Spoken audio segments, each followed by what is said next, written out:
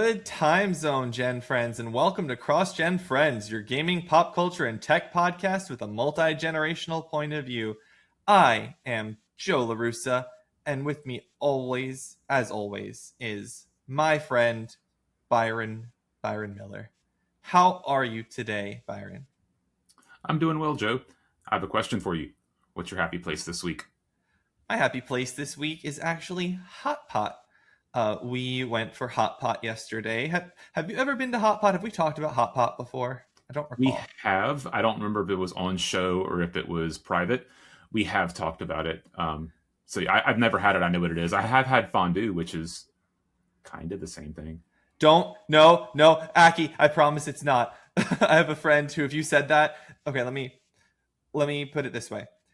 I have a friend. She's a subscriber of ours, and a Twitch streamer friend of mine, Aki Serenity, and she had a months long beef with a coworker that ended up in an HR mediation over whether hot pot and fondue were the same thing. So let's not ever make that kind of They're, claim. they're not the same thing.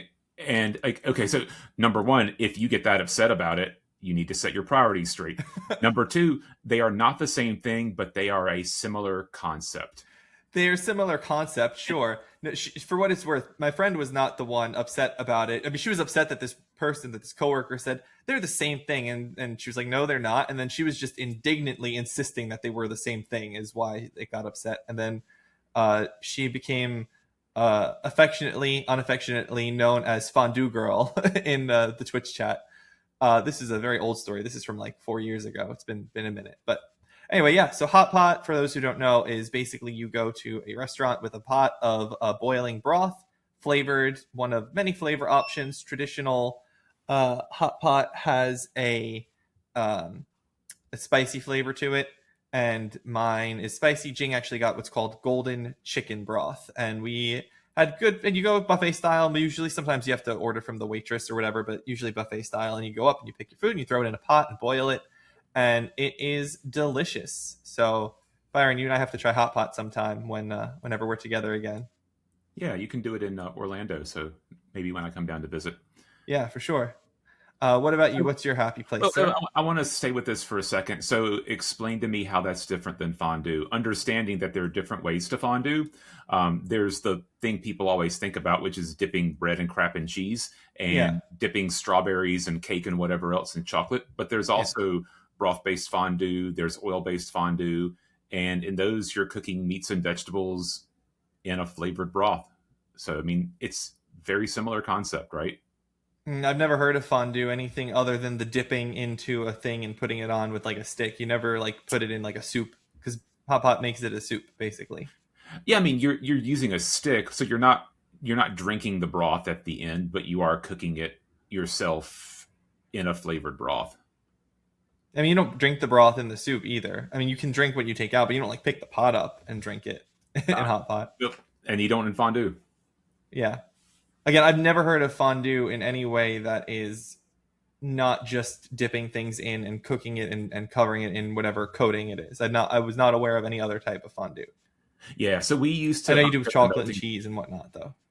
We used to go to the melting pot every once in a while as kind of like a Hmm. fun night out because you go there and you spend 2.5 to 3 hours there and you hang out with friends and it's decent, good food. It's expensive, um, but my wife always liked getting the wine flavored broth as our cooking implement.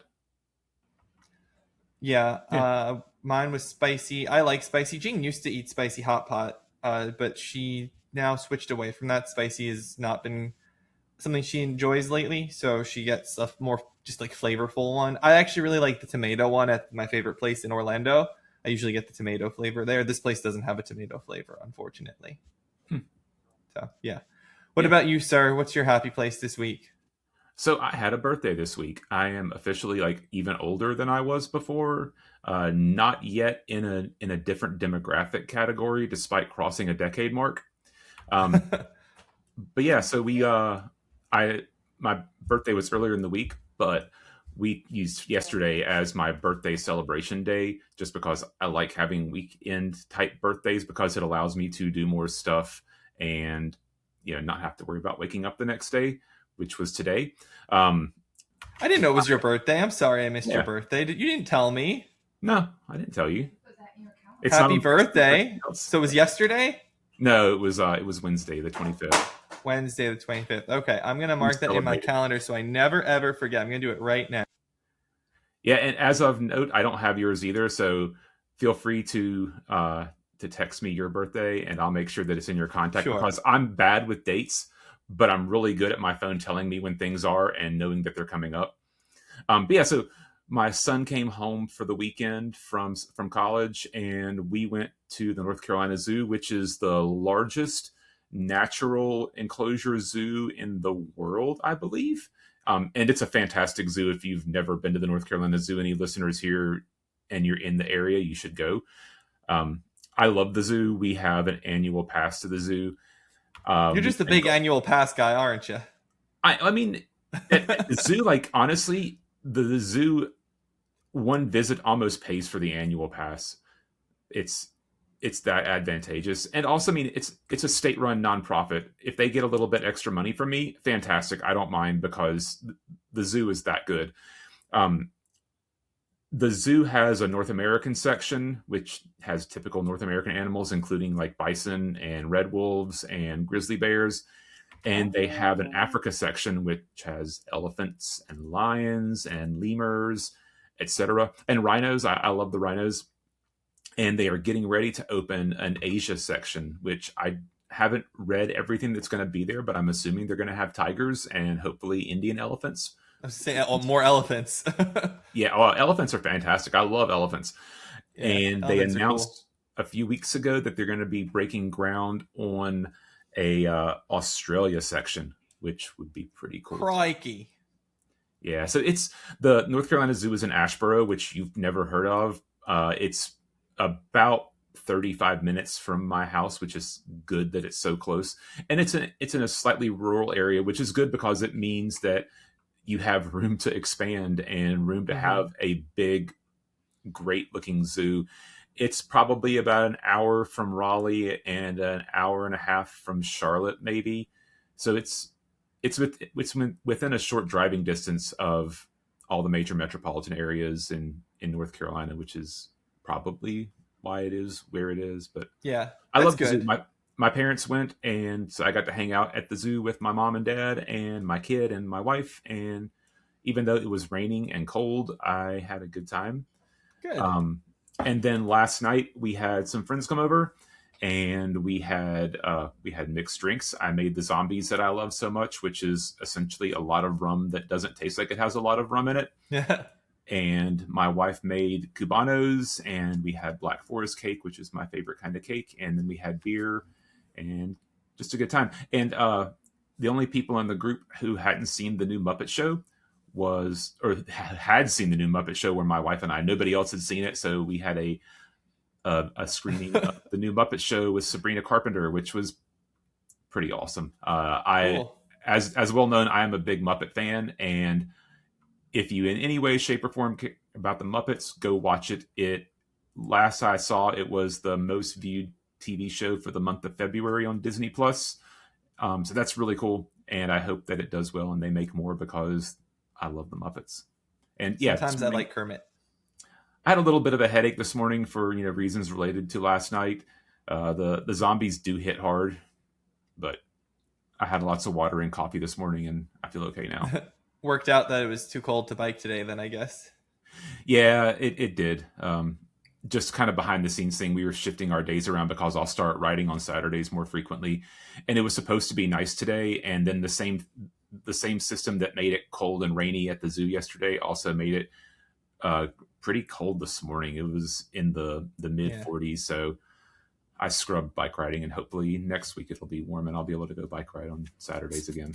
Today was also mid 40s here or low 40s here, but it's actually kind of nice. It's like 42 and cloudy. Um, but like this would be good biking weather, I would say, compared to what we've had lately. If I were want to ride a bike. My line for biking is about 55, and it's going to be 60 some this afternoon, just not in the morning. Mm-hmm. I don't deal well with cold. my fingers and toes go numb, and biking doesn't make me hot enough that it's able to keep me warm. When I run, I can That's what wear happens when big you're too good. mittens. You're in too good a shape. No, it's what happens whenever you have an autoimmune condition. But when I'm running, I can wear big mittens. When I'm biking, I can't wear big mittens because I need my fingers to pull the brake levers and shift gears and so forth and so on. So Yeah. it sucks, but I deal with what I can. Yeah. Well, that's fun. It sounds like you had a really good time. Again, happy birthday to you. Thank you. I'm glad you enjoyed your time there. I also am actually a pretty big fan of zoos. I don't go with any sort of frequency, but I do very much enjoy going when I do go. They are a tiring experience. Like they're usually like there's so much to do and so much to see, and there's so much walking, and it's like it's a big day to go to a zoo. Yeah, I don't do it too frequently. My parents actually live very close to the Richmond Zoo. I don't think that they've ever been. It's funny. I know where it's supposed to be, but I've never seen it. It's like it must be really set back or something because it's near this like big road, and I take that road sometimes and I've never seen the zoo. So it must be like right off of that road, like somewhere right behind the tree line, and then there's like a whole zoo over there. Is it off the Uh, Powhite? it's right around there. Yeah. Yeah, It's just I've off. been. It's a Oh good yeah. zoo. It's not as it's not the San Diego Zoo. It's not the Bronx Zoo or the DC Zoo or even North Carolina Zoo, but it's a good zoo. I've been to two of those four zoos because I've been to Bronx Zoo and I've been to San Diego Zoo. Been to Central Park Zoo as well. That was fun. Yeah, it's nice. I like seeing the animals. I'm a big penguin fan. I'm a big panda fan. Black and white animals are cool. I guess is The DC Zoo famously has pandas, and I'm hoping the North Carolina Zoo will get pandas in Asia. yeah, that'd be cool. I also like dolphins. Dolphins are awesome. I relate to dolphins. Yeah, no dolphins here because that's an aquarium. Yeah, that's unfortunate that you can't have an aquarium and a zoo. And are there any places that are aquariums and zoos all in one? I actually don't know that. Assuredly.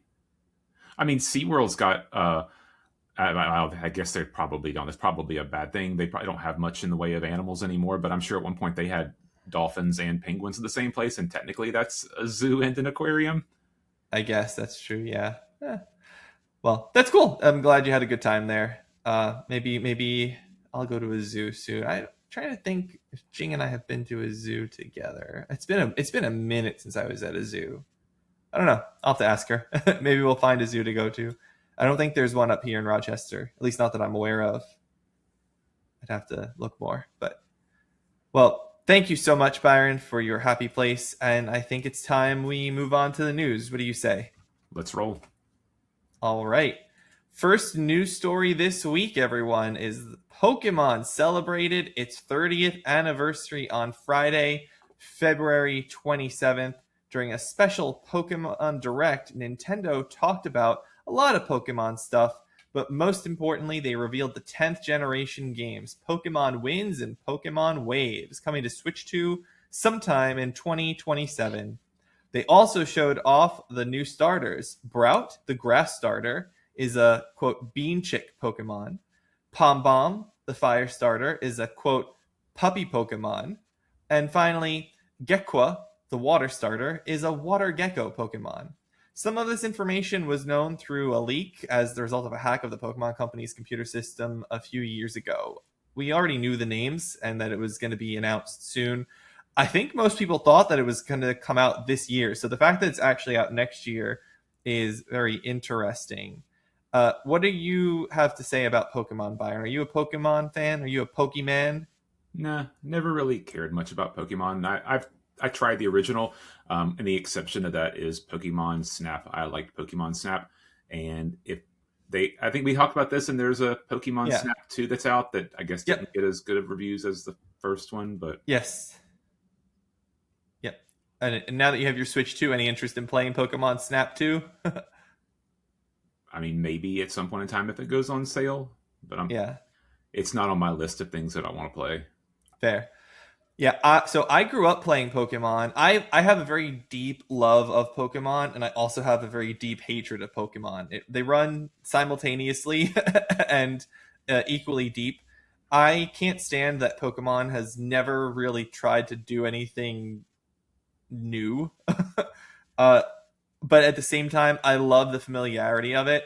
I know that I can buy pretty much any Pokemon game, and I'm gonna start as a trainer and get one of my cute little starters. Pick my fire starter, even if he's a weird apple Pokemon, like like the one from Scarlet and Violet, and go through the world and then get badges, fight the Elite Four, all that good stuff. I think Sun and Moon's the only one where you don't do that. You have like trials or something like that. It's a little bit different.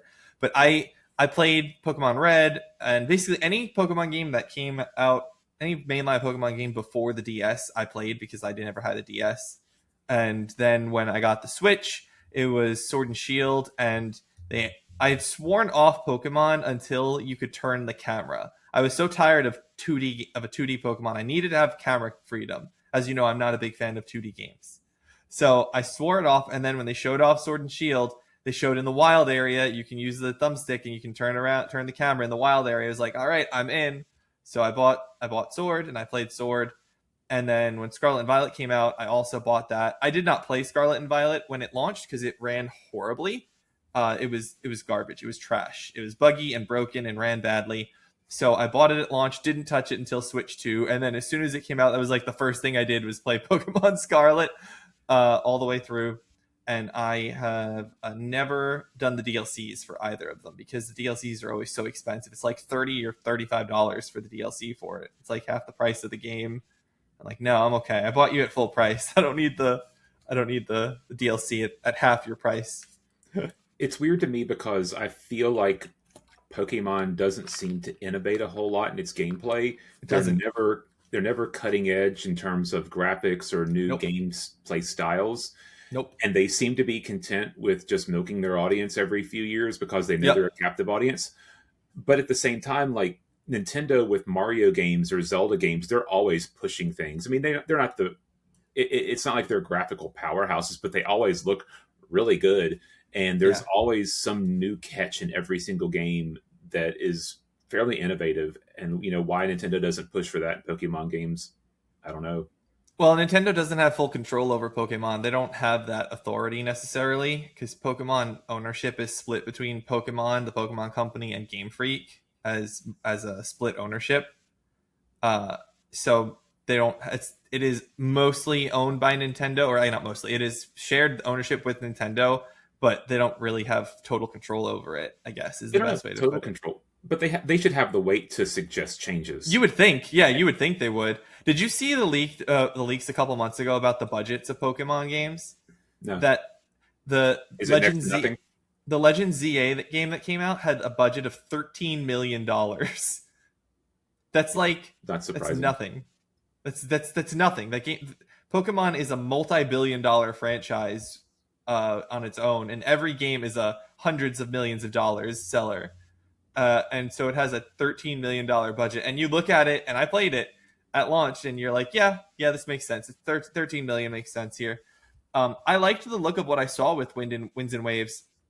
It looks cool. It looks like they're gonna have you exploring under the ocean, which is a different thing. Like that is different for any of the later Pokemon games. You were under the ocean, kind of in some of the older ones, but yeah, this looks like it'll be cool to have something a little bit new. Although I'm sure that it's still not going to have voice acting. I'm sure it's just going to be text, 35 hours of text on screen or 40 hours of text on screen reading through it, which is just crazy to me at this point. But I don't know. I'm excited nonetheless because again, I do just love Pokemon. But I have to say, I am not one of those captured audience people because I did not play anything after the Game Boy Advance, so I missed like 6 generations of Pokemon or something like that. I probably missed gens 4, 5, 6, and 7, and I think I've played 8 and 9. So I missed 4 generations of Pokemon or something like that. So I've got a pretty big gap there. Although I will say I did immediately upon the reveal of the pre-order for it buy Fire Red on my Switch 2. I pre-ordered the Fire Red on Switch I'd be 2. shocked. It's $20. What are you gonna do? That's a good price, and you get to own it. It's not on the stupid subscription system that all the other Nintendo Switch things are for the classic games. You just buy it, it's yours, download it, it's bound to your account for once instead of being bound to your console the way that the old Virtual Console stuff was. So it Yeah. is worth $20 for me. I know I have the cartridge somewhere for it. I just haven't been able to find it. I'm so that is the biggest disappointment in my parents' move is that I can't find my Game Boy stuff. I don't know where it is. I've looked. I haven't seen it in any of my visits there. So Maybe they anyway, sold it. huh? Maybe they sold it. Yeah, maybe some of that stuff would be pretty valuable now. The way that Game Boy stuff is valuable. So that's it for that story. Unless you have anything else to say, let's jump into story number 2. Over to Yeah. you. An insider, Alex Hutchinson, creative director of Assassin's Creed 3 and Far Cry 4, report has claimed that Ubisoft is facing a major talent loss because they're allergic to new things. His quote, not mine. According to Hutchinson, Ubisoft shelved new titles such as Pioneer, which has either been canceled quietly or turned into a co-op shooter. He lays the blame on an influx of cash from private equity and investment. So I guess this week's entry into private equity ruins things. And it's not a surprise. I mean, we have both been first party to seeing the effect of somebody or something that wants to extract value with the least amount of resource investment as possible. And hopefully Ubisoft is not going to. Well, it's not been a good place, and hopefully Ubisoft isn't going to go under, and they can navigate the choppy seas. Yeah, and then as a part of the story, or alongside the story, the director of Assassin's Creed Hexa, Clint Hocking, left the studio. Ubisoft is just constantly undergoing all sorts of changes, it seems like, over the last couple of years. I respect Alex Hutchinson. I don't particularly care for Assassin's Creed 3. I think that it's got cool elements. I think that it's a bit mishandled, having like 8 DNA sequences as the not main character, and then the end of the game is the main character. It was just weird. But I really like Far Cry 4. Far Cry 4 is good. Yeah, I didn't like how they ended the game. I wanted to 3 or like 4? Assassin's Creed 3. Assassin's Creed 3. I wanted to Yeah. like it a lot more than I liked it. Yeah. I think that Assassin's Creed 4, Black Flag, which the director of is now the lead of content for Assassin's Creed, I think that they did a pretty good job kind of cleaning up the mess of the suddenness of the ending of 3. If you played 4, did you play 4? Yep. Did you do all of the modern day stuff where you run around the Abstergo office in first person and solve puzzles and all that? Yep. So you heard all the audio logs and whatnot. And Yeah, but it's been a long time. I don't remember if I think I did it on 360, so I don't know if I 100%ed it versus platinuming. But I did play through the entire game.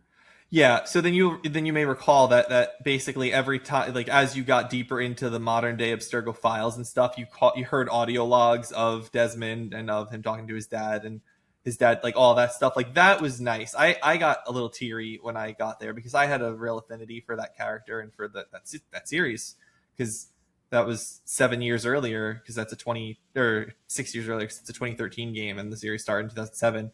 So I really appreciated the way that they tried to wrap that up, because it was very sudden, and I agree with you, not particularly well handled in the original Assassin's Creed 3's release. I think that the homestead thing was really cool. Do you remember the homestead? I did. That was my favorite part of the game. Yeah, mine too. I think that even that though, just like these little missteps, because what I remember was that you only could recruit people to the homestead in certain moments, and if you missed them, they were missed, and you couldn't recruit them again. Like later on, there was no like go back and get them. And I was like, I don't like being able to miss things. That's not cool. No, I don't like being able to miss things. Was the main character Connor? Yeah, Yeah, Ratundo Hakan or something is his Indian name. I forget what his Indian name was. I thought he handled kind of clunky, if I remember right. He handled a little clunky, but that is mostly because that was their first time having the tree climbing system, and that was all new. Yeah. I think that was really impressive for the time. Yeah, Raton Hekton is what it is. RATONHNHAKE E with an accent, colon Ton. I think that's how you say it, or as close as I'm going to be able to get. Connor. Huh? Yeah, Connor. Connor. Yeah, Rolls. Connor. Yeah, Connor. But if you search Connor AC3, it literally says his native name. But I don't have to use it. I can use the short version. You can use the short version. I also think Connor was kind of boring, and I heard people say that that might have been intentional, like that was his character because the people that he was representing are very stoic people. I just found him to be a little bit boring, and if that is true, that his particular people are considered stoic like that, then maybe they're not a great choice for main characters. I don't know. I don't want to come off as like inconsiderate or anything like that. I just did not find him to be particularly interesting as a person. Well, I think that there's always a difficulty in handling Native American First Nationers, however you want to call them, because you want to do so in a respectful way because Yeah. they have been oppressed is probably the right word for quite a while, and so it's important to treat them respectfully. Yeah, it is, and that's it, definitely. And I don't think they did a bad job in that regard. I just wasn't a fan of that particular character. Yeah. I loved the setting though. American Revolution is fascinating as a concept, and seeing all the American Revolutionary people and the founding fathers and whatnot. I have to say, one of the things that I loved at the time, and I still to this day love, was the DLC for Assassin's Creed 3. Do you remember the DLC for Assassin's Creed 3? I think that I played it. I don't remember it. Was it Ben Franklin? No, No. Okay. I it was. remember going around and collecting pages, and that may be the Yeah, deal. well, that was That may be- that was Franklin's almanac and the page collections and okay, whatnot. that was just Yeah. the base game. Yeah, I mean that might have been in the DLC too, I but don't remember. that's not the DLC story. The story deals of the DLC was the title of the DLC was called "The Tyranny of King Washington," and it was an Oh yeah, alternate yeah. history of I what if think George that. Washington decided to become king instead of president. And I think that's awesome. I think that is a fascinating thing to explore, and I really like that title. And I think it's incredibly, in a way, patriotic and respectful of America because it shows like this didn't happen because he didn't do this. And I thought that was kind of cool, I, particularly my college age self. I like alt history stuff. Yeah, I'm a yeah. big fan of not is it From the Earth to the Moon? What is the show on Apple TV that I love? Um, dang, now I got to look it up. But yeah, I think alt history is fantastic. For all They just mankind. announced season five for All Mankind. Yeah, they just Ah, announced season got it. 5 of it, and that TV show is essentially what if the Russians made it to the moon first? I thought you were gonna say you were a fan of The Man in the High Castle, the Amazon alternate history show. I liked season 1, and I did not get through season 2 because I did not like season 2. Fair. Anyway, yeah, I'm very excited to still learn about the Black Flag remake. That's super heavily rumored and whatnot. That'll be fun as a big fan of Black Flag and a big fan of Assassin's Creed on the whole. Honestly, I know that some people are like, "Oh, it's tired, it's formula," but I'm the Yakuza guy. I like the formula. I like doing the things. If you can give me a fresh story, I'm pretty good. Noted.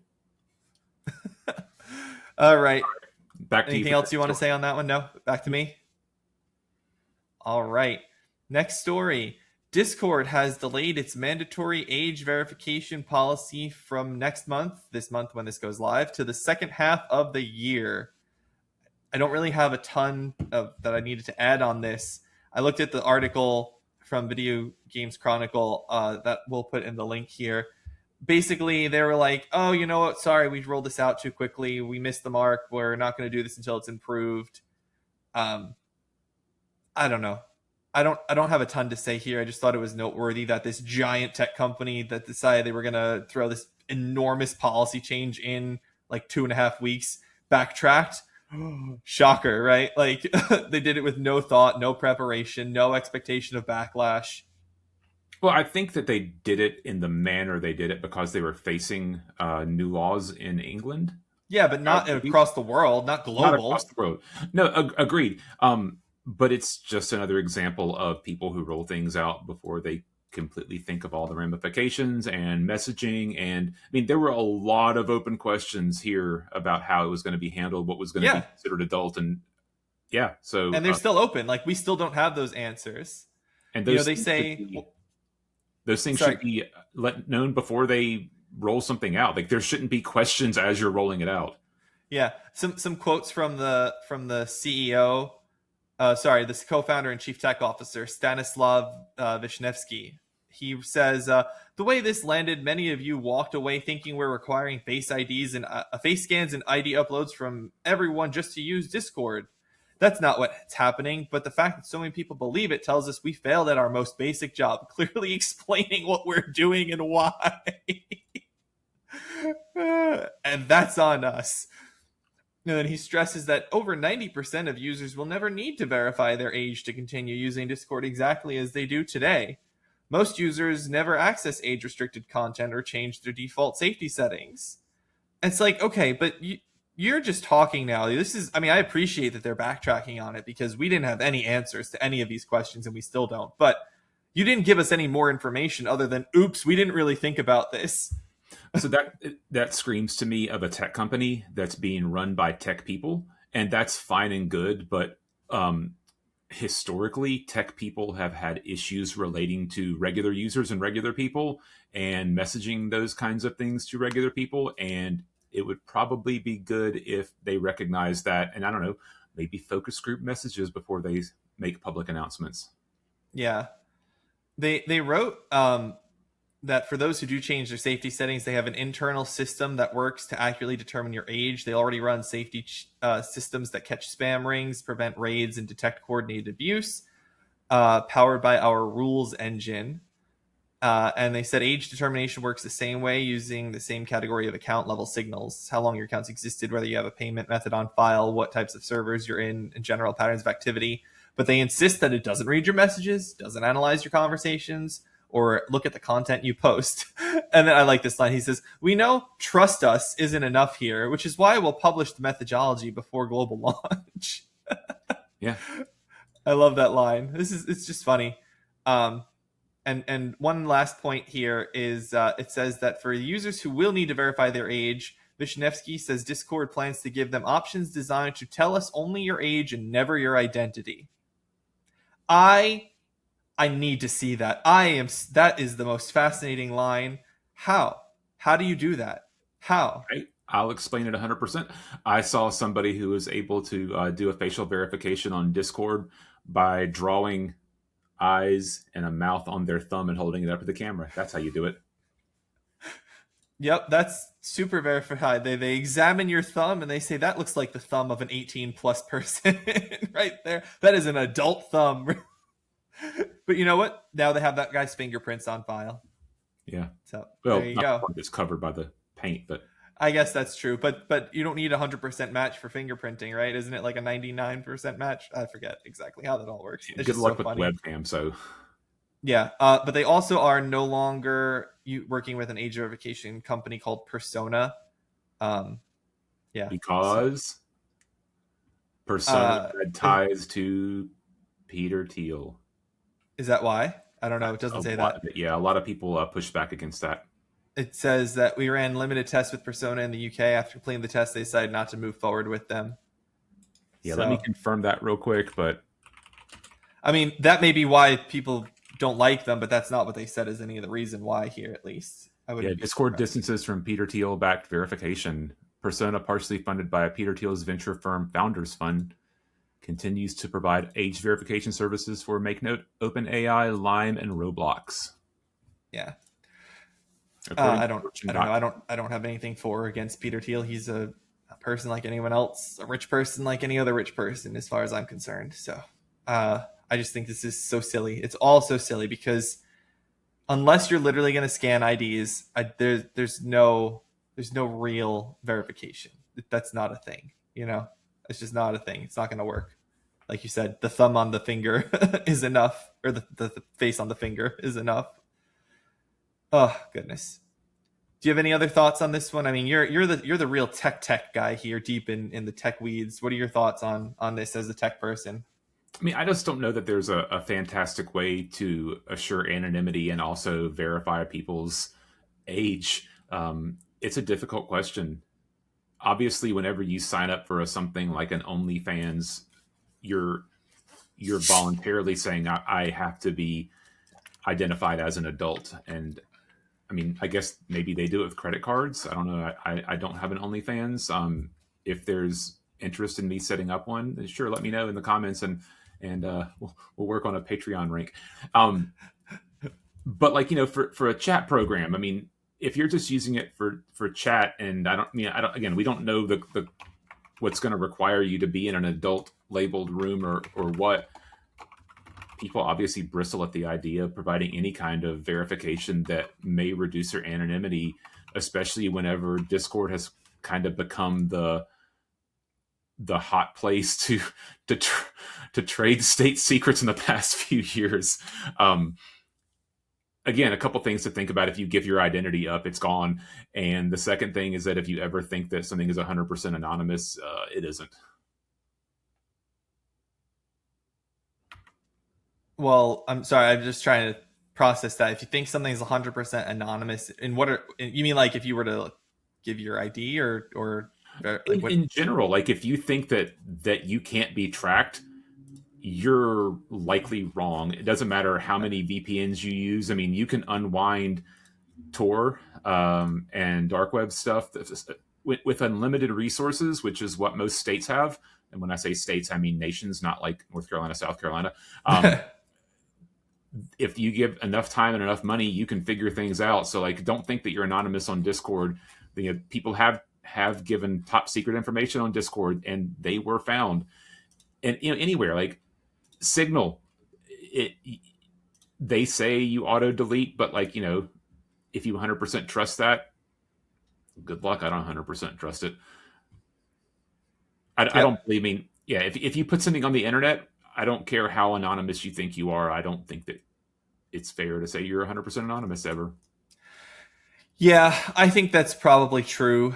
Um, it's really just a question of how much effort a person needs to go through to find it, right? Like Yeah. everything is stored and taken. If the federal government wants to find stuff about you, they have unlimited resources. That is an unfortunately true statement there. Yep. Oh boy. All right. Ready to move on? Yeah, let's do it. Next story's over to you, sir. And what I think is probably the biggest news story of the week, and maybe the most impactful to the industry at large. The state of New Depends on York the has brought outcome. litigation. It depends on the outcome, but the state of New York has brought litigation against Valve, alleging criminal violation of gambling law. The New York Attorney General Letitia James alleges loot boxes are the equivalent to gambling, and that Valve does not ensure children are prevented from purchasing them. New York is asking the court to enjoin Valve from offering loot boxes to children, and when not approved by the state, because the state has their own gambling regulations. Then they would like this Valve to provide restitution to residents of New York and pay a fine of 3 times what was gained by the alleged illegal practices. And we have a link to the filing. Go, and I'll fill in blanks. Fun fact: 3 times damages is known as treble damages. Did I you know did know that? that. I did Yeah. know that. Yeah, treble damages. Yeah. Yeah. So I took a look at this filing before we started recording here. It's interesting. I I'm it's an unusual approach to file a criminal complaint against a corporation in this fashion. That's not usually how you expect things to go, but sometimes you do what you got to do. I guess is really how best to think about it. Uh, I think that some of these claims are better than others. When I was looking at them, I'm a little spotty on the third claim that they have, which is promoting gambling in the first degree. That that looks a little sketchy to me because the actual way it's written is knowingly advancing or profiting from unlawful gambling activity by engaging in bookmaking to the extent that he receives or accepts in any one day more than 5 bets totaling more than $5,000 or receiving in connection with a lottery or policy scheme enterprise money written records from a person other than a player whose chances or plays are represented by such money or records or more than $500 money in a day in any such scheme or enterprise. That one's a little bit much because I don't know if they're engaging in bookmaking. I I think you may be pushing it if you're thinking that they're receiving bets in the bookmaking sense of things, because they're not so directly involved in that process. But the second one, the second claim, which was promoting gambling in the second degree, which is just knowingly profiting from it, knowingly advancing or profiting from it, it's pretty straightforward. That's a misdemeanor. That's not a felony. So I think they have a better shot at that one. Again, I'm not looking at any of these in crazy detail here. This is just my initial analysis here, and I'm also not a criminal attorney. I don't give legal advice on any of these things. I work for a company. I give legal advice to them and only them. And then their first cause of action, which is just a violation of New York's constitution, is just their anti-lottery law, which is very funny because it's written to accept New York state lotteries specifically.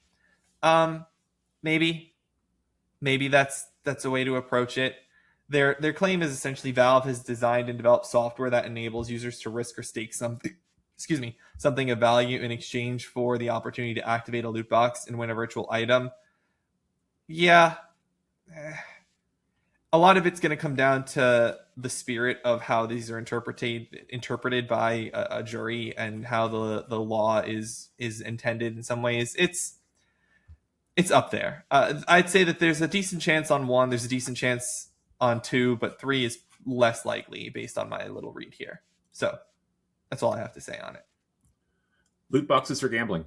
Whether you can prove that they illicitly profited off of it, that's a different story in my mind. I would not cry if loot boxes were outlawed. I think that they're probably predatory towards children, and I don't think that children have appropriate safeguards. I think that we leave a lot up to the parents and not a lot on the companies, and anything that can help keep kids from things that society deems as a problem, I'm all for, as long as consenting adults aren't impacted in a measurable way. I mean, there should always be hurdles and speed bumps if for the greater good, in my mind. I think Valve is famously one of the most profitable companies per capita or per employee. Yeah, they have like 300 employees or 400 employees and make billions of dollars. Yeah, I mean, there's some stupid number like each employee brings in if you just divide the whole by the parts, like something like $100 million a year or something. It's just nuts. But this is a lot of it. I mean, yeah. So I don't think this is anywhere near as much as the actual sale of items on their store, like the games and stuff. I have no clue. I would be surprised if it was. Yeah, I like Valve. I don't like loot boxes. I like Valve as a game company and as an online platform provider. Yeah. Don't like Valve as a loot box company. I tend to agree that loot boxes are a form of gambling. Here's the trick. Gambling typically is putting a stake up and you either win or lose. And there is no losing in loot boxes. You may not get the best item that you want to get or the coolest item, but you're always getting something. And that's where I get hung up on the gambling difference. It is a game of chance. It is a game of chance for sure, but is it gambling your stake where you could lose the stake? You're never going to lose the money on a loot box because you're always going to get something from it. So, I mean, yes, but I don't think that we know off the top of our heads what the New York State definition of gambling is. And no. They may not say it's a lose versus win. It may be very sure. I was talking on a more I was responding to your statement of loot boxes are gambling. Your direct statement of loot boxes are gambling. So in response to that statement, I agree with you that they are games of chance, and I do agree that I would find it very funny if you required any game with loot boxes in it to have an 18 plus rating, just because that's what gambling laws require is 18 plus. Or 21 plus. That would be great. Because I don't play most of those games, I think it'd be hilarious. Yeah, that would be very funny to me, and they'd be out instantly. They'd be removed instantly, which would be fun. But yeah, I also would like to see them become less prominent in games. I enjoy, for example, playing EAFC, formerly FIFA, every so often. I haven't played one the last 2 years, but I played EAFC 24 a fair amount. and I played FIFA 22 a fair amount. And the worst part of that game is literally the fact that you want to build this ultimate team, and the only way you can do it is to get the packs, and the only way to get packs is to like do these specific challenges, and then your odds of getting the players that you want are like 0.0005 or something ridiculous like that. It's awful. It's so awful. And as someone who is a fan of gambling in like real life, like real gambling, it hits that spot in my brain. I mean, it definitely hits that spot in my brain for sure. I don't care enough about it to actually like spend money on it though. So for me, as a real life gambler and a hardcore video game player, they don't really connect. I don't really connect those two. I don't want your gambling in my video games, and I don't want your video games in my gambling because I'm a table player. That's it. Yeah. That's my thought. Are you a gambler? I actually don't remember. I do some online gambling. I'll play slots. I don't spend much money on it because I do know that the biggest rule of gambling is the house always wins, and I'm not good enough that the odds are ever going to be in my favor, and I'm never going to invest enough money in it to get good at it. Yeah. But if I go to Vegas, I'll take $20 and I'll go play some slots or some video poker or something like that. I don't need to walk to a table and have somebody else just take my money from me because I'm not good at it. I am usually pretty good about not losing too much money. I went on a casino cruise last time I was in Florida. I was bad. I played really badly. I was very reckless. I was also not in a good place because I did not get the dog that I wanted to get, and I was really sad. So I kind of like threw $500 away. It was not my smartest decision ever, but it's fun nonetheless, and I enjoy it. Next time you're in Florida, we'll do a casino cruise together. How's that sound? Works for me. Remember, don't gamble what you can't lose. No, of course not. Never gamble what you can't lose. I, in my mind, had written, you. Yeah, I had written off that money because that money was supposed to be spent on the dog already. So I'd already written it off. Like it was money that I should not have had. So anyway, yeah, Victory Casino Cruises off of Port Canaveral. It's great. Check it out, everybody, if you're allowed to and you don't have a gambling problem. It's like $20 to get on the boat. Just preface this by saying nothing we suggest is something you should do if you have a gambling problem.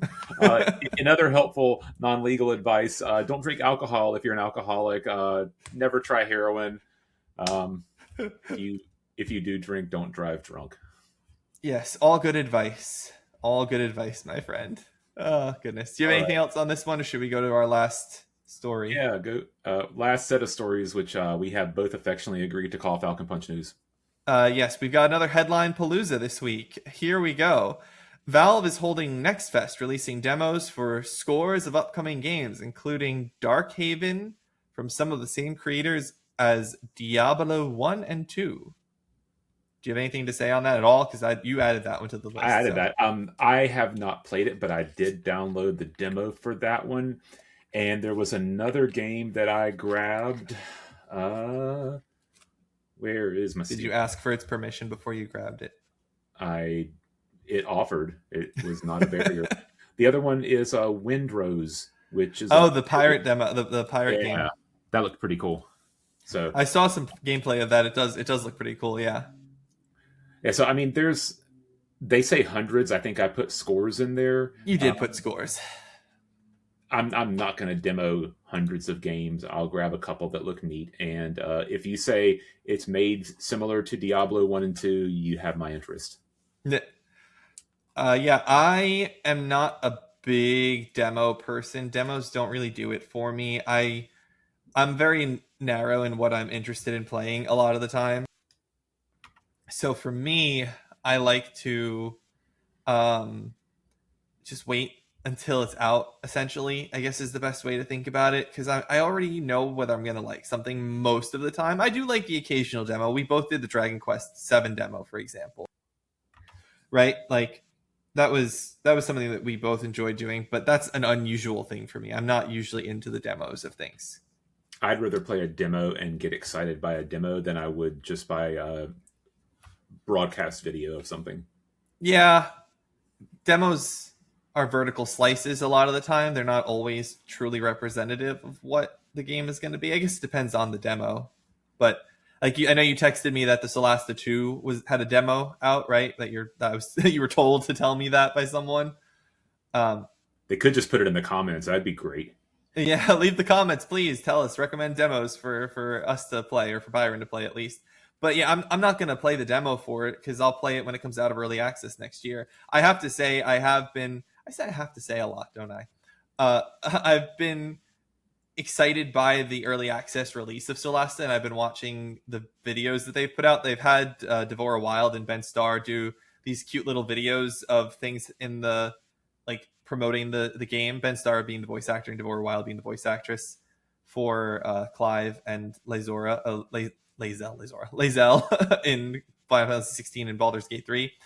They are voice actors in Solasta 2, and they were showing these videos that I really thought were cute of them like doing a create a character that looks like the other person in the character creator and a few other things. So they've been doing some fun promotion for that game. So I'm excited to see, and I've enjoyed their community streams as like background noise. It's been nice.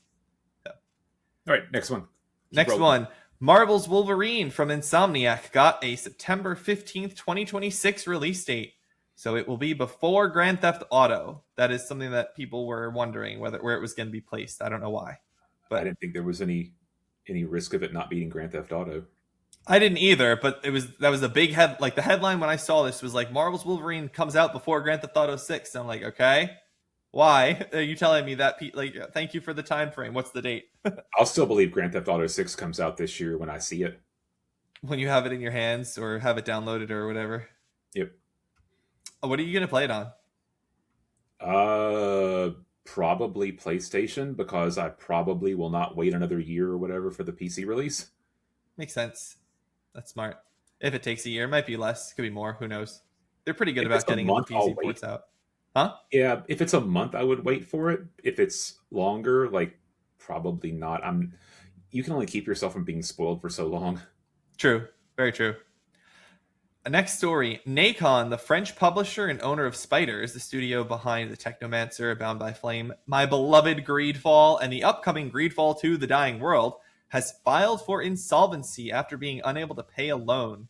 Greedfall 2 comes out of early access on March 12th, which is the day that Solasta 2 goes into early access, amusingly. I thought this was crazy. They have a big game coming out and they couldn't pay their debts. They couldn't avoid insolvency for 2 weeks. How insolvent must you be if you can't avoid entering a legal court reorganization? They are a French company, so I don't know a ton about what reorganization looks like in France and how this will work, but they have filed for court protection and they're going to do their best to come out of it, and hopefully they survive, 7, 8, 9, 10, 11, 12 days. Hopefully they survive 12 days so that we can get our Greedfall 2. Are you going to play Greedfall 2? I am probably not. I've never played Greedfall, so I probably not. I mean, I may look at it if I think about it. But Greedfall 2 is a prequel. So you can play it and don't need to have played the first one. There you go. I have so many things that I want to play. I know, and you have no time to play them. And I have limited time to play them, yeah. As of note, just a little aside, because it's going to go into the next quick news, is I did buy Kingdom Come Deliverance 2 yesterday because it's on sale 50% off on Steam until the 2nd, so Monday. Did you buy the DLC or no? Nope. No. Okay. Like I said, it wasn't worth it for you. If you haven't played the base game and you don't know you like it, don't bother with the DLC yet.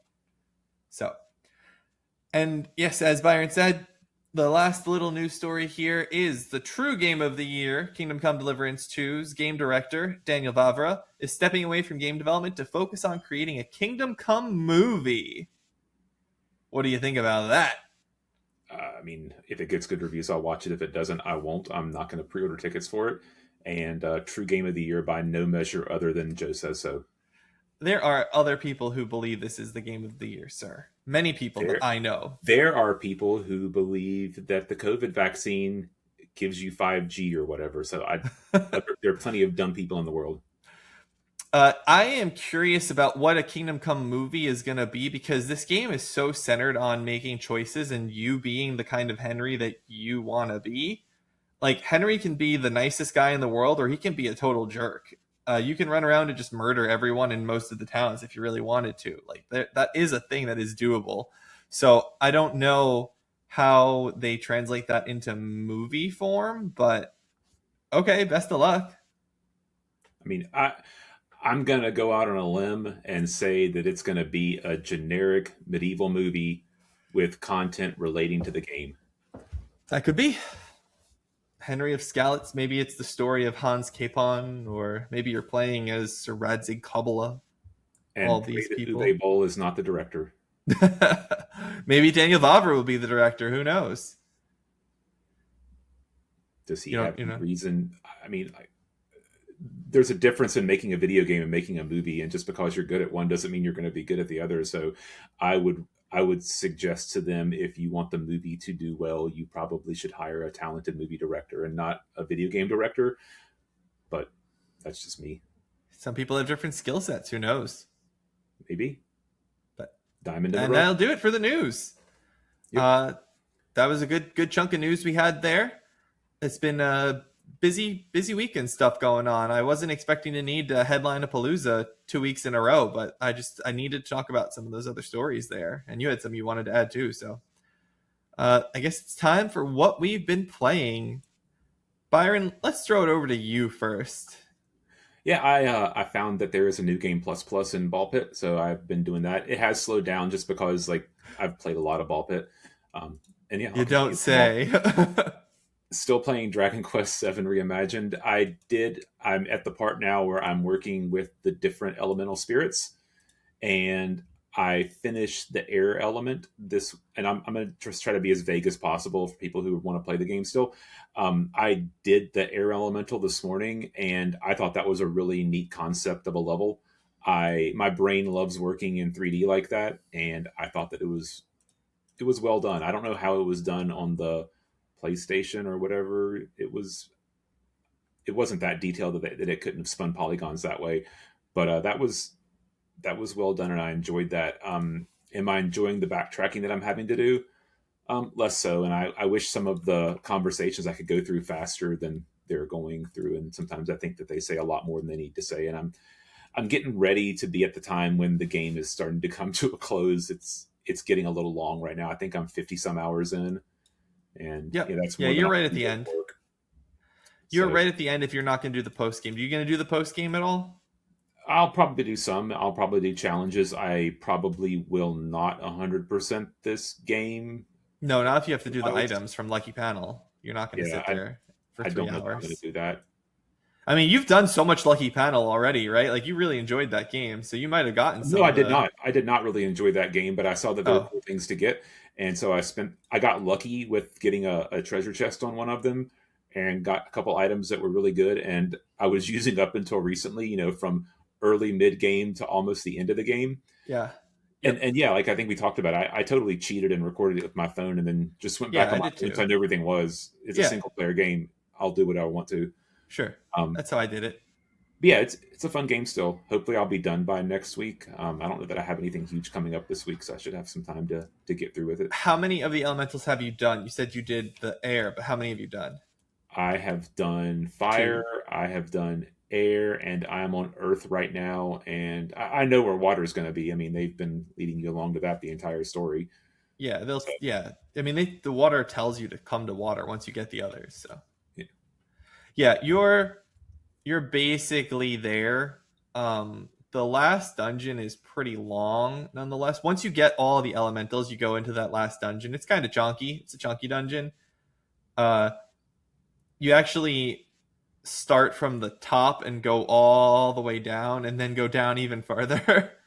Is how that works. So So I'll say my biggest complaint about this game right now is that in-game classes are too narrow. There's essentially two in-game classes. There's hero and druid, and then there's nothing else to even focus on. So what I've done at this point, I have four characters in my party, and two of them are hero and two of them are druids.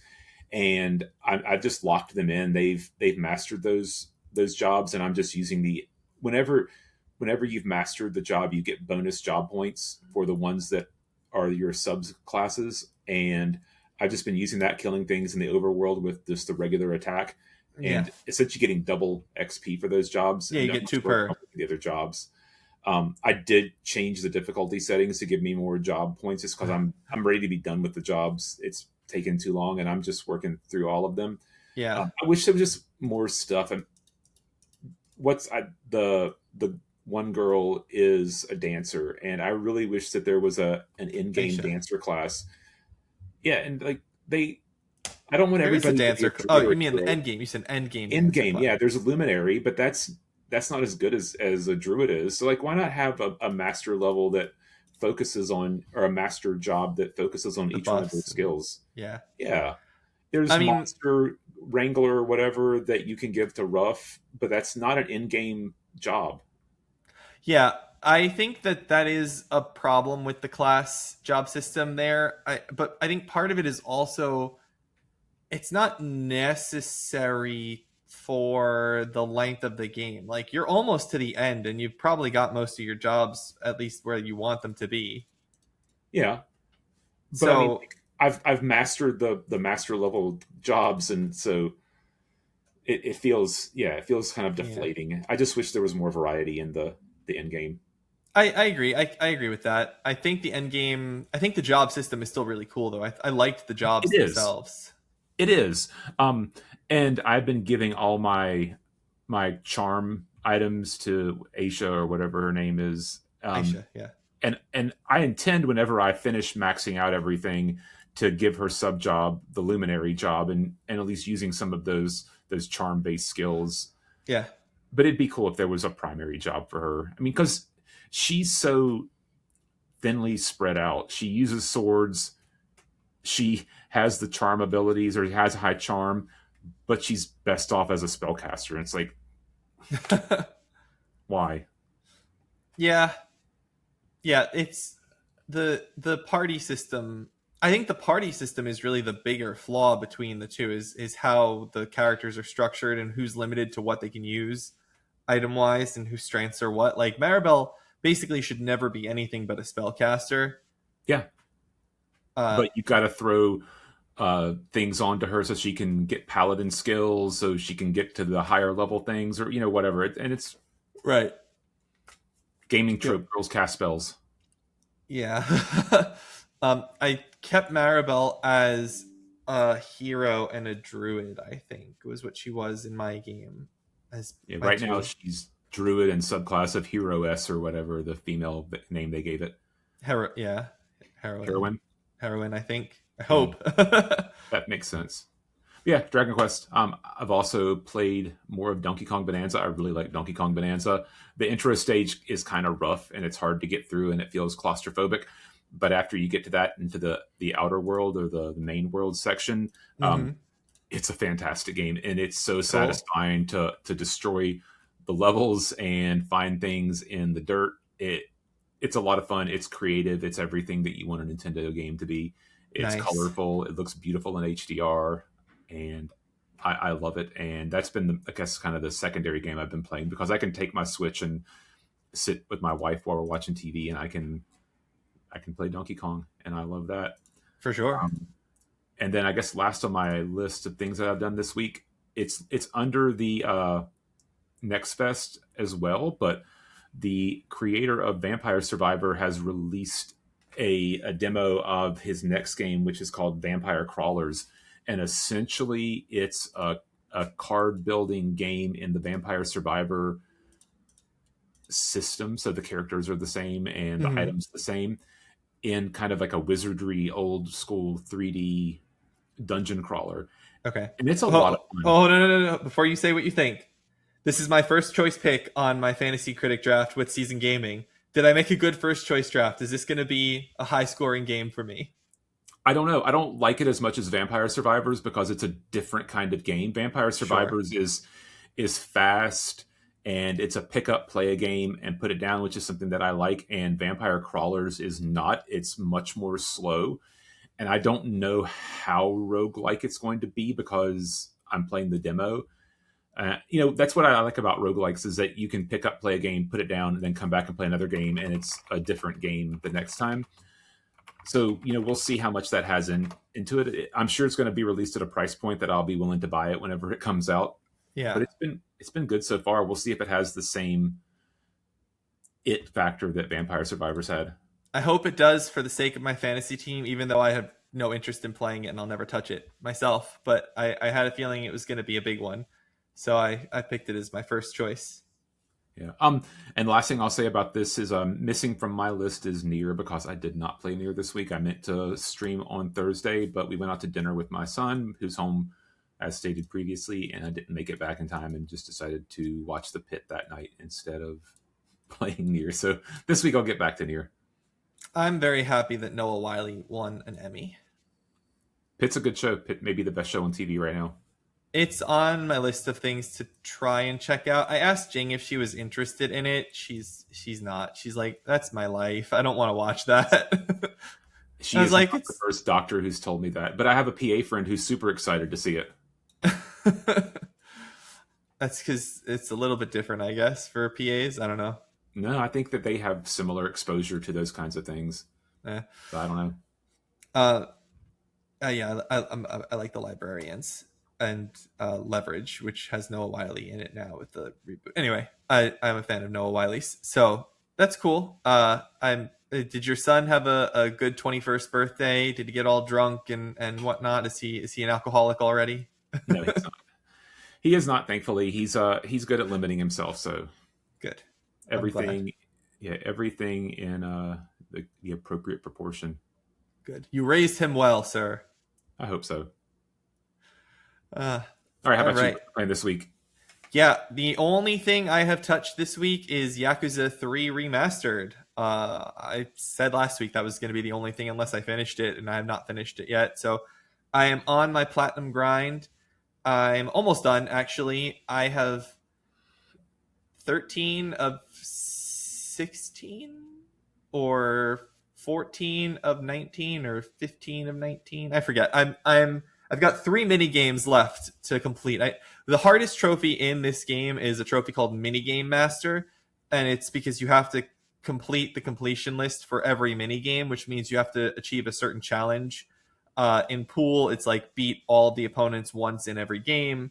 In Mahjong, it's win 50,000 sticks in a single hand. Is it win or walk away with 50,000, whatever it is. Things like that. Get 10,000 chips in blackjack in a single round of playing, that sort of thing. Some of the gambling games have cheat items that you can use that like make it easy to get there. So like, you drop a blackjack amulet in blackjack and you just get like 5 blackjacks in a row. It's very easy to do. Some of them not so easy to do.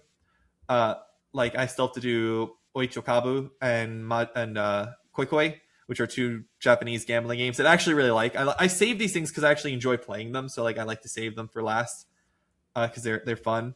And I got all the stuff that really, really, really sucks out of the way. Okay, let me put it this way. Hang on, do I have? I do. Okay, so this is a PlayStation controller, right? Huh. Now, typically, when you play a game of pool on a PlayStation controller, you take the right stick and you pull it back and you go boop, and it just goes straight. It just hits the stick. The ball the stick hits the ball and it just goes wherever you were aiming with the left stick. Like however you angled it. If you want like to have the cue go up and get a little more spin on it, or you want to get a little spin to the side, whatever. And then this, you just go boop, and that's enough. However, what they did in Yakuza 3 was they broke the aiming system of pool so that if you do this, you have a high likelihood that you're not perfectly 100% straight, and when you let it go. So if you pull it back and it goes a little to the side as it goes up, then the ball is going to go boom to the side on you.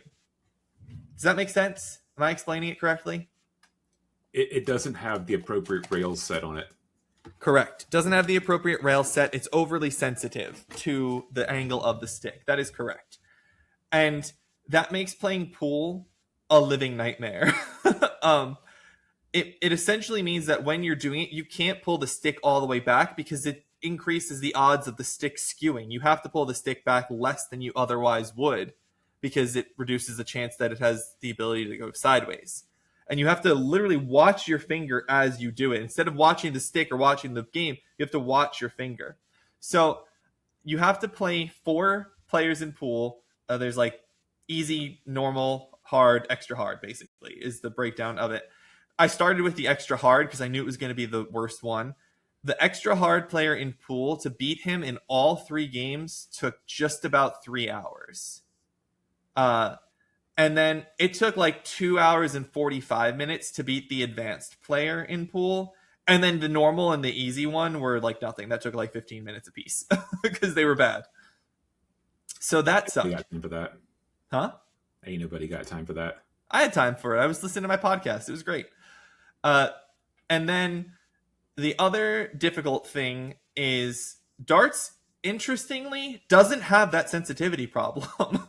For some reason, the darts setup is fine. It's still hard. Like darts is, you have to angle. So you, wherever the dart is, then you have to pull it back and you have to release it at the right cadence. If you release it too quickly, it goes too hard straight. If you release it too slow, it does a drop arrow.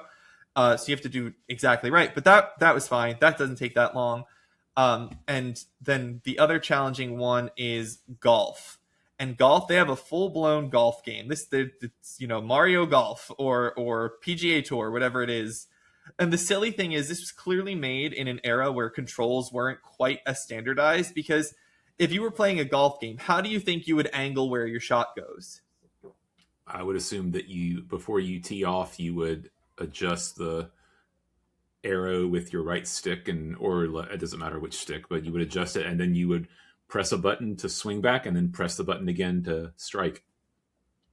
Yes, you're correct, except that you use the right one and the left one. R1 and L1 are how you change the angle of your shot, and the left stick and right stick just change the right stick is how you choose your club for some reason, and the left stick just changes your camera angle. So the number of times that I messed that up for like 5 minutes straight, and I was like, "What is happening? What is going wrong here?" Figured that out, but you have to actually score 5 under par. You have to finish the game 5 under par in order to complete the golf challenge. I know that some people have struggled a lot with that one. My friend of the show, Koala, it was hard for him. It took him a few hours to do that. I'd say it probably took me like an hour to do it, right? Because I was just like learning the controls and learning how the wind, because there's wind to factor in all of it too. So that was one of the things that I had to do. So once pool was done and golf was done and darts were done, I was like, okay. The thing with darts that's annoying is there are actually 2 darts, so you have to play 8 players. Or sorry, you have to play 6 players, 3 levels, three difficulty levels, and 6 players. So that was more than pool, but it was faster than pool still. So once all of that stuff was done, the rest of it's just chill. It's like do a sub story over here and do the other mini game over here, do the gambling thing, go play some blackjack, go play some roulette, whatever. And so I'm just chugging along through getting all these things done. And then, and this is what I was talking to you briefly about yesterday in my last text to you last night, there's a thing that you have to do called ultimate matches. Sometimes they're called climax battles. It depends, however you want to phrase it. Depends on the game. But most of the Yakuza games have these things in them. And they are outside of the main story, outside of like the campaign. It's literally an option from the menu. And there's a trophy tied to it. And you have to complete all of them. Now, in this game, I think this is the only game that they actually will rank you, where there's like completion ranks, like A, B, C, D, S rank and whatnot. I think this is the only one where it does that. The trophy, thankfully, is you only have to complete them.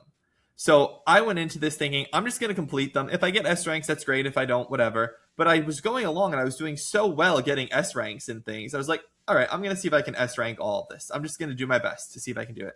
So I start, there are a total of, 10, 20, 25, 30, 35 challenges, I want to say, because there's 5 sections. 3 of them have 5 challenges and 2 of them have 10 challenges. So that's 35 challenges, right? And I was like, I'm going to start with the one that I think is going to be the weirdest, most annoying batch. So I start there. I get all the way through to challenge 10. and I crash.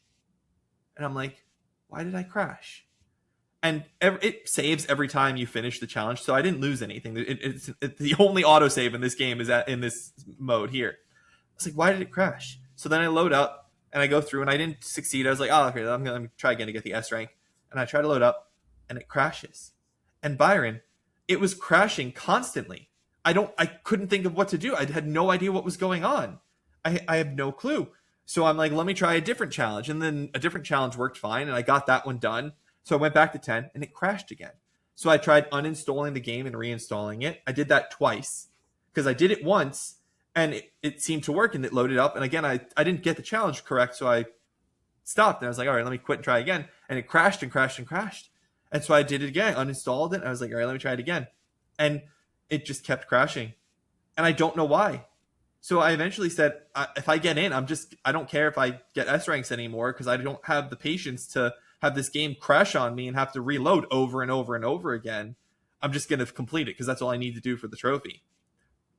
But even just trying to complete some of them, I was going on others and I'd get into new different challenges. And when you do the heat actions, which are like the cutscene, really intense face punches and all that stuff, it would freeze and crash on me in the middle of the thing. It wasn't even on the load. It just kept crashing. And I was looking it up. I couldn't find anyone talking about it. I saw some people say, yeah, it can crash sometimes. Nothing was making any sense. I could not figure it out why. And I thought maybe it's my PlayStation. Maybe there's just something borked about this PlayStation. So thankfully, I have another PlayStation in the bedroom. I have the base PlayStation 5 because this is the Pro and I have the base. So because this is a digital copy and I have PlayStation Plus, I uploaded the system data to the cloud. And then the next morning, before work, because I was just curious, I just had to test this out. I went and I downloaded the save file and I downloaded the game onto the PlayStation over in the bedroom, and no crashes, and it just worked. And I went through and I re-S ranked all the stuff that I had done that I couldn't get an S rank on because I was afraid it was going to crash on me while on the Pro. And I just did all of the other challenges except for the ultimate challenges, the 5 hardest ones in there. I did one of the 5 hardest ones, and then Jing wanted to go to bed, so I couldn't play in there anymore. So I was like, all right, I'm gonna give it a shot on the Pro and see if it has any problems. And thank God the last 4 challenges didn't crash on me at all. But something was borked on my PlayStation 5 Pro. I don't know. Tech Wizard Byron, what is happening? I have no clue. It could be something in their code that works differently on the PS5 Pro and has problems there. I mean, the PS5 Pro isn't that big of a difference from the PlayStation 5. It's not like it's a completely different architecture. Yeah. So, I don't know. Maybe your PS5 Pro is overheating, or it could be any number of things. Make sure it's got ventilation on it. Yeah, I read that like some people suggested you could rebuild the database of the system. Like that's a thing, but I don't know what that would do. I don't know if that would wipe anything or. Yeah, I've had my PlayStation rebuild the database whenever the power gets turned off unexpectedly. Yeah.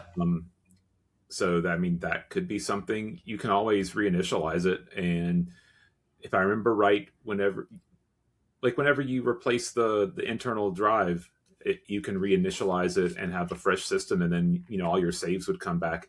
It probably would wipe whatever's on your internal storage, but it's just time. So I would not worry too much about it if you don't see it in other games. If it's just I'm not, yeah.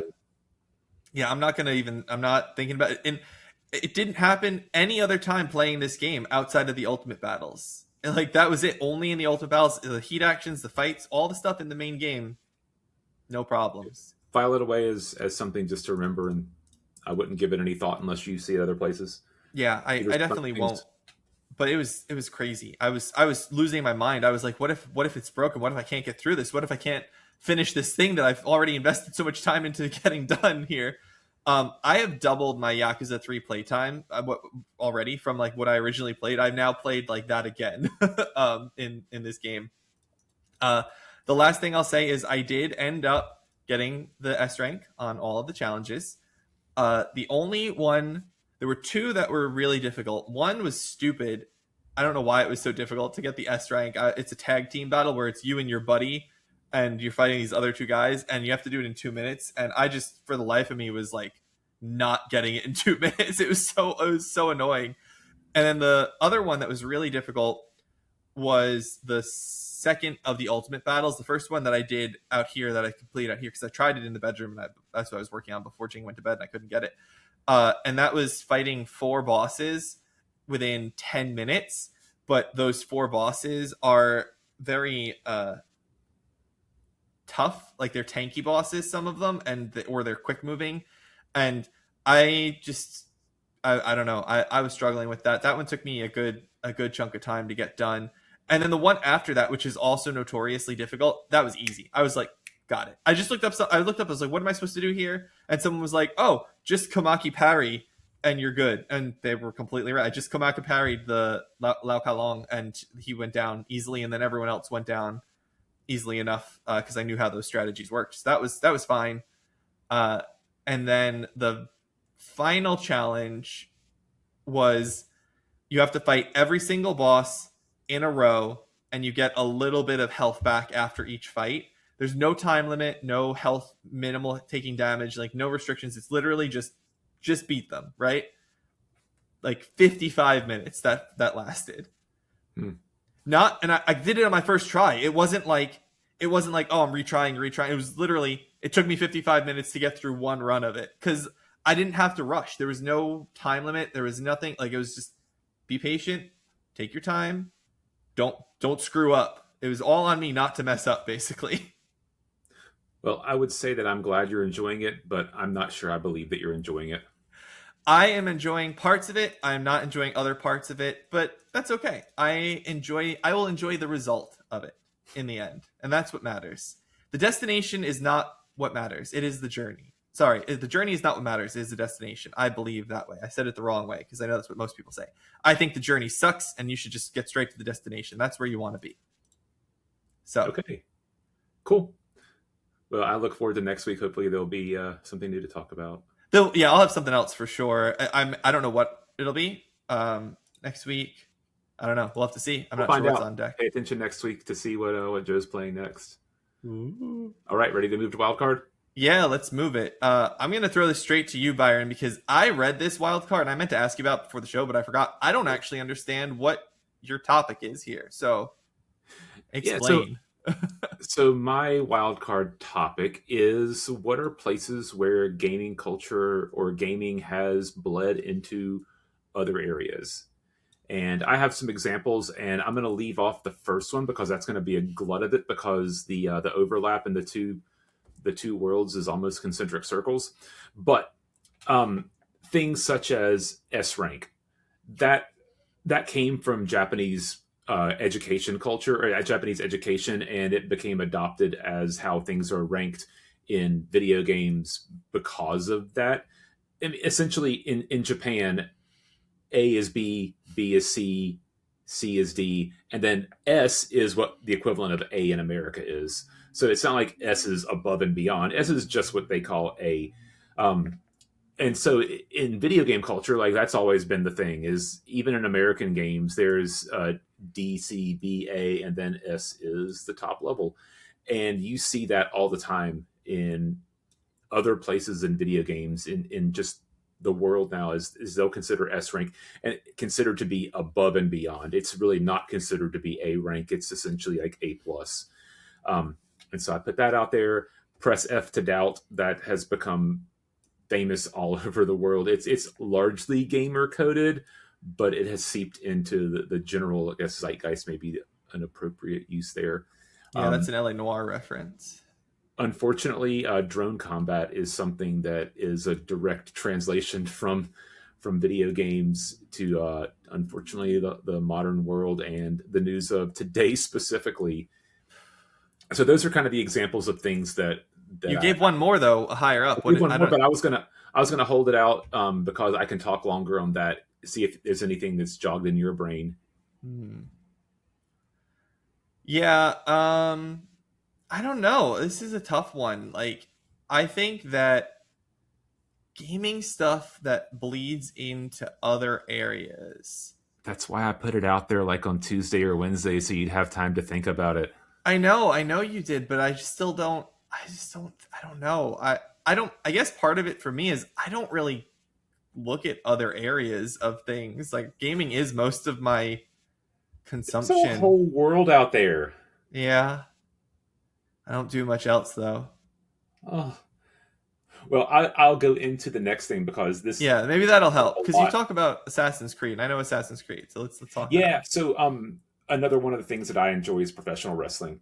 And there's a lot of reasons for it that I won't necessarily go into that. But the cultures of professional wrestling and gaming, like I said, are almost concentric circles. Back in the old days, it did used to be that professional wrestlers were the guys at the bar who wanted to beat up other people, but that's less common now. Now a lot of it is people who want to be modern day superheroes who are super into comic books or video games. There is currently a in AEW, there is a 6-man tag belt, so three-person teams, and one of them is a combination of a tag team who is called Jet Speed, and they're kind of high flying, fast moving people, and another guy whose name is Hangman Adam Page, who is the cowboy type character. And one of them, I don't know if this was scripted for them. I like to believe that it was off the cuff because people were suggesting that it was. One of the guys said that their 3-man tag name should be Jet Set Rodeo, which I thought was absolutely hilarious and really on the nose. And it was an old school callback. For those who don't know, Jet Set Radio was one of the best games on the Sega Dreamcast.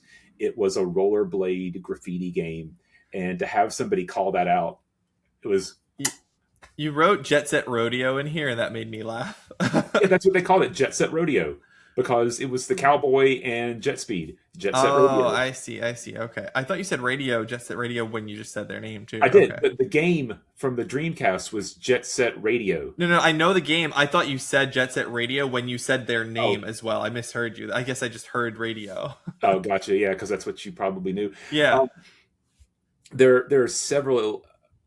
Well, I mean, professional wrestling stars in general are big into video games. There are several who are Street Fighter fans in both promotions. In AEW, namely, Kenny Omega is super big into Street Fighter and good at it. And for the latest Street Fighter game that's coming out, they actually did motion captures with him for one of the characters, which is pretty cool.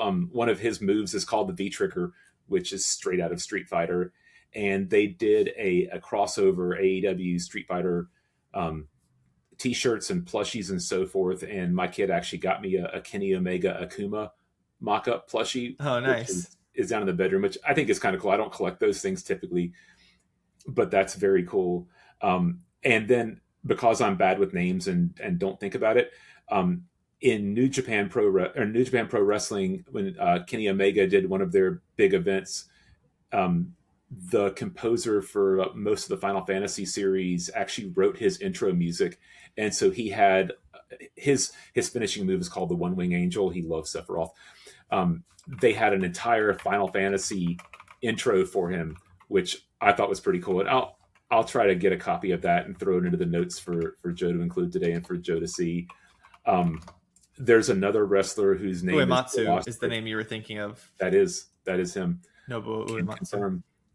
Another one of the wrestlers whose name is Will Ospreay is super big into Assassin's Creed and actually had some sort of a sponsorship with Ubisoft.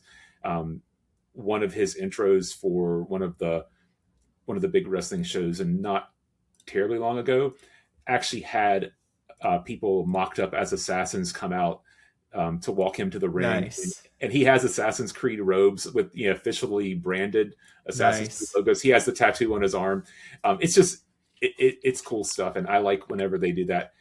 And then there's kind of the fan thing that's going on. I don't know where it started, but it's still on where people bring signs to professional wrestling events that say things like Earthbound is greater than Final Fantasy VII, and then they have hot takes in there, like every once in a while you'll get a Final Fantasy VIII is greater than Final Fantasy VII.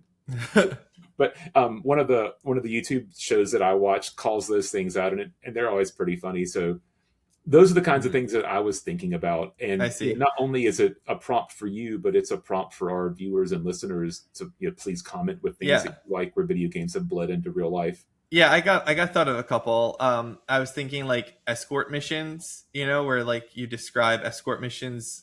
Mhm. That's a gaming trope, obviously, and that's in a lot of TV shows and things, particularly TV shows that are based on games, like where you're looking at like The Last of Us and like the whole game is an escort mission basically.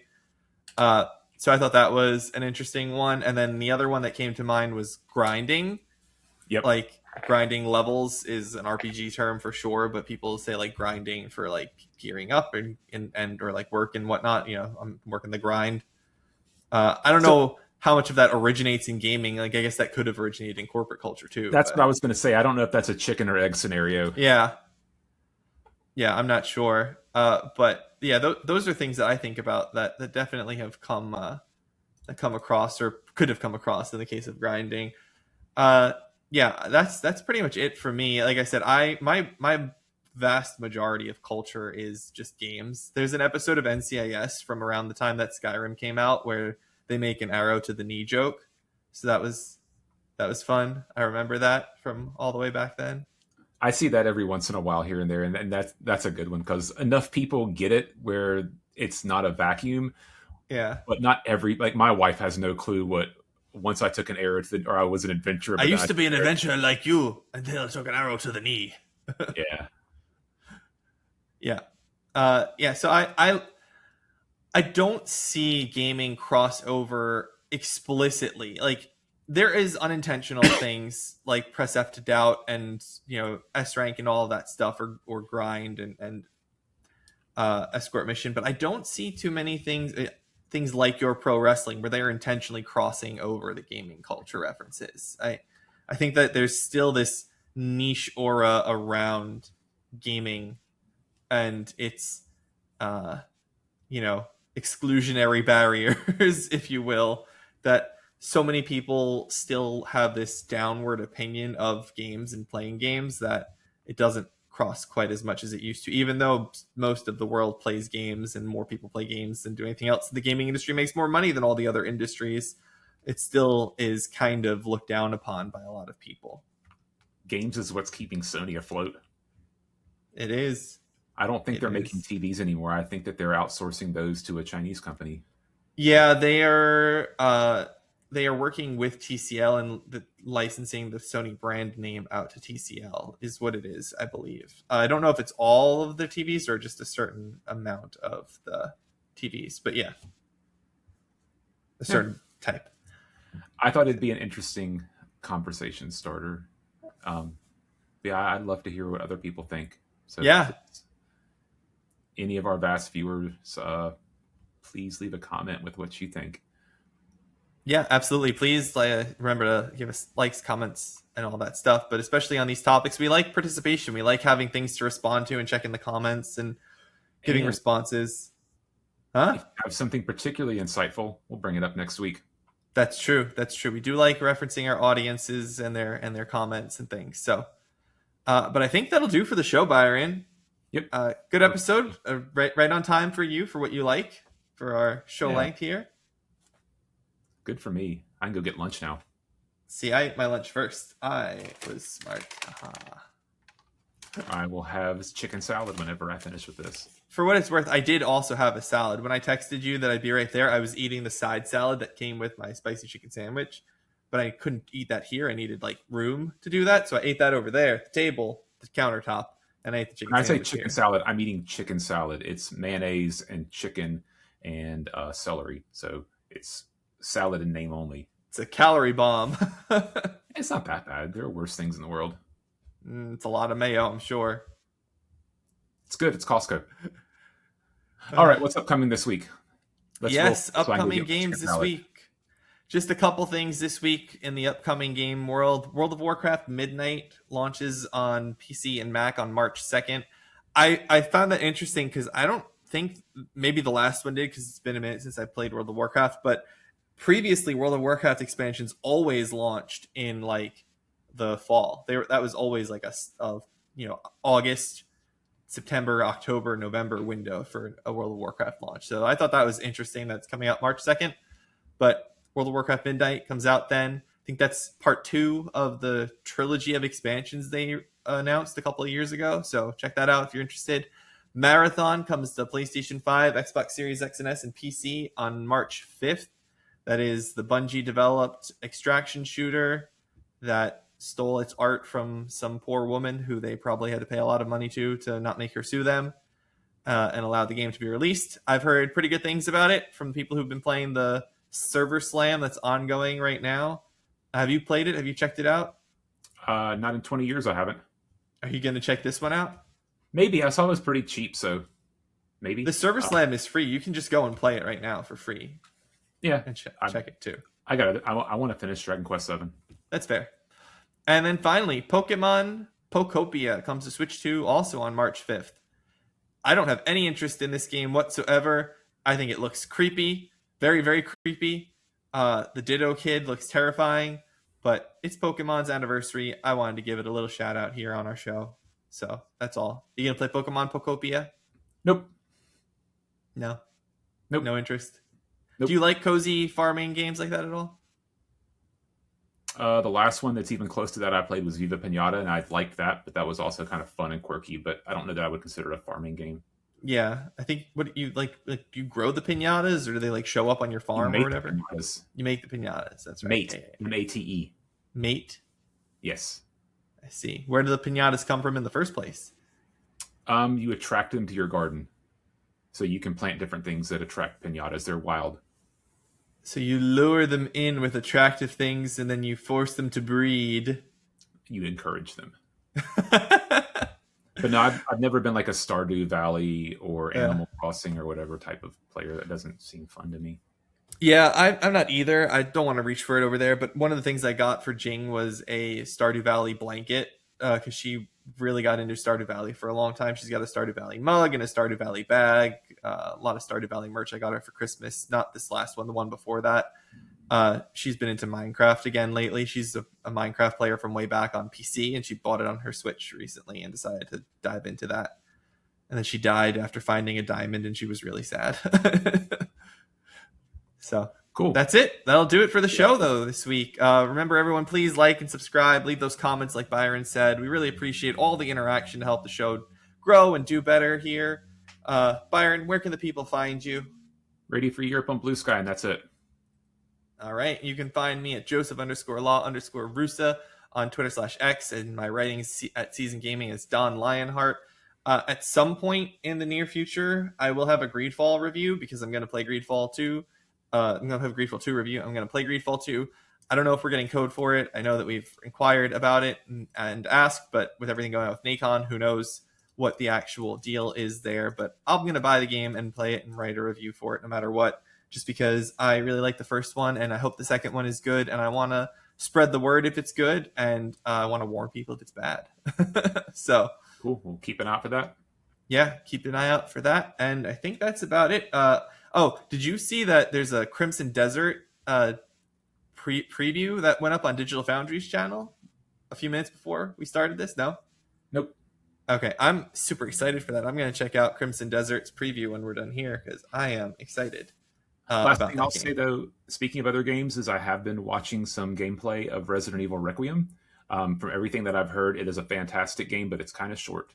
And I've enjoyed what I've seen. I prefer to watch those than play those because I hate like the limiting items, survival horror aspect. But anyway. Yeah. I heard that it's like 12 hours if you rush through it. I heard it was something like in the 12 to 16 hour time range. So yeah, if you like super rush through 12 hours. That's not that short. 12 hours is not a short game. It's not a long game, but it's not short either. For $70, it's a short game. Well, I guess that's true, but there apparently, I'm not one to do this, but there is apparently replay value to Resident Evil games. I'm not a replayer of games, though. But yeah. Well, that'll do it for us this week, everybody. Once again, thank you so much for watching or listening to the show. We really appreciate it. Byron, it's been great chatting with you, as always, my friend. I'm here. And remember, whether it's your gen, my gen, or someone else's, friends can be cross-generation. Bye, everybody. Thanks all. Take care.